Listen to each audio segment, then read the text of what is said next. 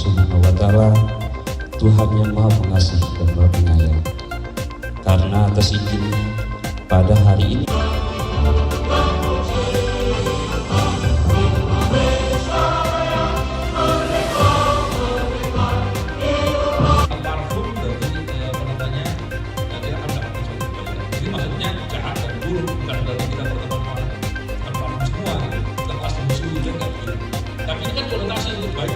Jadi di pembicara di sini Pak di Universitas Muhammadiyah seperti apa Pak dengan judul pencegahan dari korupsi ini Pak?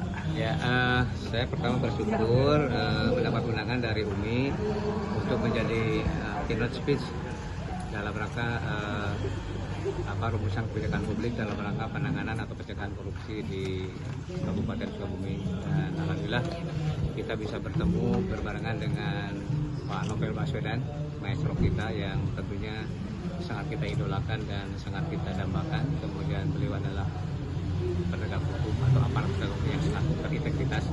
Makanya saya secara pribadi menghormati semua fakta beliau, kemudian juga mengidolakan beliau. Dan alhamdulillah, insya Allah apa yang telah kami sampaikan bahwa 8 area di Kabupaten Sukabumi sudah kami lakukan terkait bagaimana pencegahan korupsi yang harus kita lakukan. Dan hasilnya melalui MCP di bawah kendali dari KPK, alhamdulillah Sukabumi sudah tergolong baik dan menjadi kabupaten yang nomor 9 di Provinsi Jawa Barat. Kemudian 120 sekian di tingkat nasional. Artinya bahwa dari 477 kabupaten kota ini kita ada di dalam 110-an. Dan dari Jawa Barat dari 27 kita ada di posisi yang ke-9. Ini adalah upaya yang telah kami lakukan. Mudah-mudahan terus kita pantau, terus kita lakukan effort kita untuk lebih meningkatkan upaya-upaya kita dalam konteks penegakan korupsi di berbagai daerah. Gitu ya? Ya Pak, pesan-pesan Pak terhadap peserta yang hadir saat ini Pak, apa yang akan disampaikan? Pesan kita bahwa terutama mahasiswa bisa memahami tentang terkait dengan bagaimana berbuat sesuatu, bagaimana mencegah sesuatu, apalagi yang akan bersifat parab merugikan orang lain. Dan arahan dari beliau ini nanti sangat berharap dan sangat berguna bagi kita semuanya, bagaimana langkah kita, bagaimana upaya kita. Kemudian yang paling penting adalah UMI hari ini sudah membuat satu kegiatan dalam rangka mencegah pemberantasan korupsi terkait dengan pendidikan. Dan universitas perguruan tinggi diharuskan bagaimana mencetak generasi-generasi atau mahasiswa-mahasiswanya agar mereka memahami, mereka mengetahui terkait dengan pencegahan korupsi tersebut.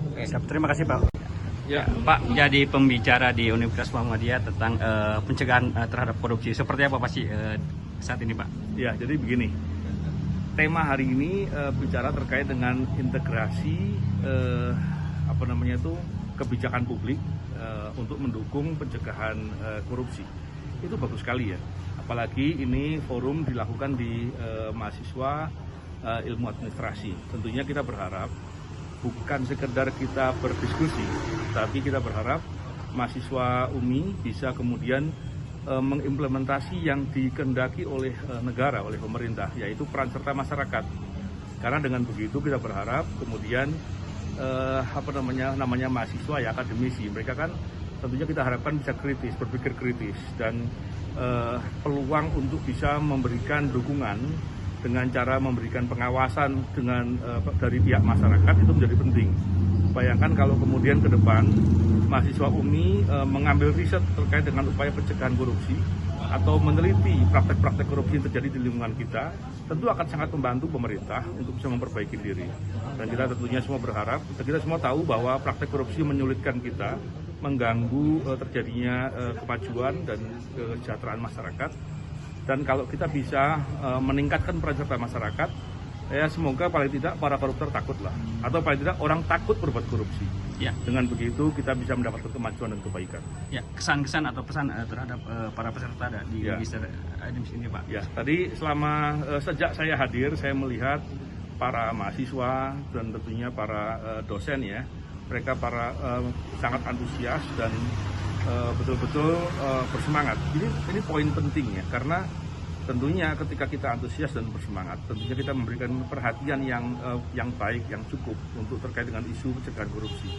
Dan kita berharap dengan antusiasme itu kemudian kita bisa berkontribusi untuk mengambil peran untuk berbuat dalam rangka perbaikan bagi kepentingan yang lingkungan sekitar, pemerintah dari level yang terendah sampai kemudian bisa memberikan kontribusi yang terbaik buat negara. Ya, Pak, tadi disampaikan di pemberian materi sendiri bahwa negara kita ini bahwa terendah dibandingkan negara lain. Itu seperti apa Pak tanggapan atau harapan untuk ke depan, Pak? Ya, itu bicara indeks persepsi korupsi.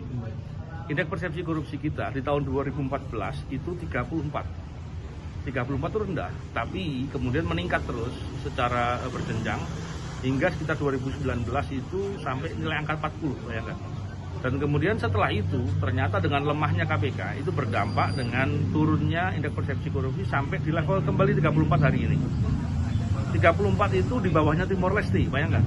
Timor Leste negara baru yang dulu menginduk sebagai provinsi di Indonesia, indeks persepsi korupsi lebih baik dari Indonesia. Ya, menyinggung kondisi tantangannya ini. Ya, menyinggung kondisi saat ini Pak Indonesia seperti apa Pak? Beberapa pejabat yang tersandung korupsi seperti apa dari Pak Novel sendiri Pak tanggapannya Pak? Ya, tentunya kita berharap dengan menyadari dan memahami permasalahan ini ya tentang indeks persepsi korupsi, maka kita kemudian betul-betul mau fokus dan melihat masalah korupsi ini sebagai isu strategis.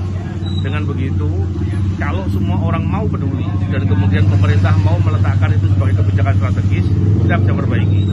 Toh juga kalau kita melihat dari pemerintahan sekarang, Pak Presiden, Pak Jokowi masih punya waktu 1 tahun. Semoga beliau menggunakan itu untuk betul-betul meletakkan isu anti korupsi sebagai isu strategis untuk kebijakan perbaikan, dan tentunya kita berharap Indonesia menjadi lebih baik. Pak, terkait dengan hal konflik hari ini, Pak Firly dengan Pak Mentan sendiri seperti apa? Kemudian Pak Mentan lebih dulu ditersangkakan oleh Pak Firly, kemudian Pak Firly sekarang hari ini sedang dipanggil Barreskrim, seperti apa sih Pak? Ya, saya beberapa kali berkomentar ya soal praktek korupsi di KPK, dan itu terjadi beberapa tahun terakhir ini. Memang saya sudah menduga itu, dan dugaan saya ternyata benar bahwa praktek korupsi itu seperti dibiarkan karena memang tidak pernah dilaporkan di internal KPK. Kali ini kita melihat praktek itu dilakukan oleh Firly Bahuri, oleh Ketua KPK. Kita menduga kuat praktek itu terjadi. Maka ketika kita bandingkan, kalau ada penanganan kasus korupsi besar di KPK, contohnya menteri lah ya, level Mentan mungkin itu maksud, dengan praktek korupsi yang diduga dilakukan oleh Ketua KPK, mana yang lebih besar? Saya katakan besar Firly Bahuri. Ketua KPK berbuat korupsi, Anda bayangkan. Kalau ketua lembaga penegak hukum saja itu sudah suatu corengan yang luar biasa. Ini ketua KPK, bayangkan. Dan yang lebih menarik lagi adalah pimpinan KPK lainnya seperti nggak terganggu atau nggak tahu. Saya kok nggak percaya ya. Tapi kita lihatlah, semoga proses ini segera diusut. Dan siapapun yang berbuat, saya yakin kalau ini kemudian betul-betul bisa diusut tuntas, saya yakin akan bisa memperbaiki KPK. Dan tentunya kita berharap orang-orang yang berani mengkhianati kepentingan pemberantasan korupsi, mengkhianati negara harus dihukum berat. Dan ini kejahatan yang sangat besar. Kalau kemudian kasus level menteri itu disebut big fish, saya katakan Firly Bahuri ini giant fish. Jadi ini nggak boleh dilihat sebagai hal yang sepele. Dan tentunya praktek-praktek korupsi di KPK lainnya yang ada harus diusut tuntas. Oleh karena itu kesempatan ini masih ada. Semoga bisa memperbaiki KPK menjadi lebih kuat. Itu yang kita harapkan. Penetapan Pak Mentan ini kan nggak Pak dengan kejadian pada saat itu Pak Firly meminta sogokan atau dan sebagainya. Ya, tentunya gini, kita tidak pada posisi membela siapapun yang berbuat korupsi. Poinnya itu, baik Mentan atau siapapun. Tapi kalau ada penegak hukum menggunakan kewenangannya mengancam atau memeras, ini kejahatan yang serius. Ini relasi kuasa. Orang di level bawah ketika diancam, kan pasti levelnya beda dengan orang yang setara. Tentunya kalau namanya pemerasan dalam tindak pidana korupsi, dalam penanganan kasus, yang diperas itu orang yang berkasus gitu lah kurang lebih ya sederhananya kan. Kalau berkasus ketika diperas, bukan kita memaklumi kasusnya, tapi kita tidak boleh membiarkan pemerasannya karena itu kejahatannya lebih serius. Jadi kita berharap ini semoga diusut tuntas, semoga Firly Bahuri betul-betul hadir. Saya kira sudah hadir atau belum saya nggak lihat ya.